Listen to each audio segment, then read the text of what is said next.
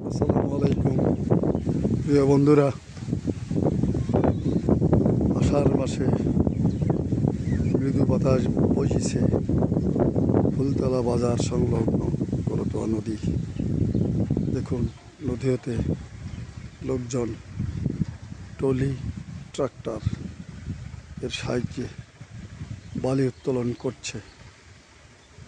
আসলে মাঝে মাঝে প্রচণ্ড রোদ, মাঝে মাঝে আকাশ মেঘলা হয়ে যায়, আবার বাতাসও বইছে। প্রকৃতি এক অন্যরূপ ধারণ করছে। আপনারা দেখছেন ফুলতলা বাজার সংলগ্ন করতোয়া নদী। এই নদী হতে বালি, পাথর, মাছ, নদীর দুপারে বিভিন্ন ধান অন্যান্য আবাদ করা হয়ে থাকে। আমাদের স্থানীয় গ্রামের লোকজন তারা নদী থেকে বিভিন্ন কৃষি আবাদ করে থাকে।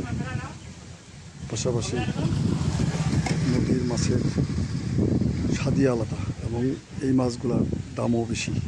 প্রতি 1 কেজি মাছ ছোট নদীর 600 টাকা, অন্যান্য বড় মাছ 800-1000 টাকা কেজিও কিনে খেতে হয়।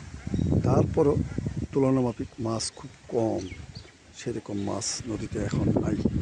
কেননা লোকজন বেশি হয়ে গেছে, মাছ সেরকম বংশবৃদ্ধি করতে পারছে না, বিধায় আমরা মাছ তেমন পাচ্ছি না।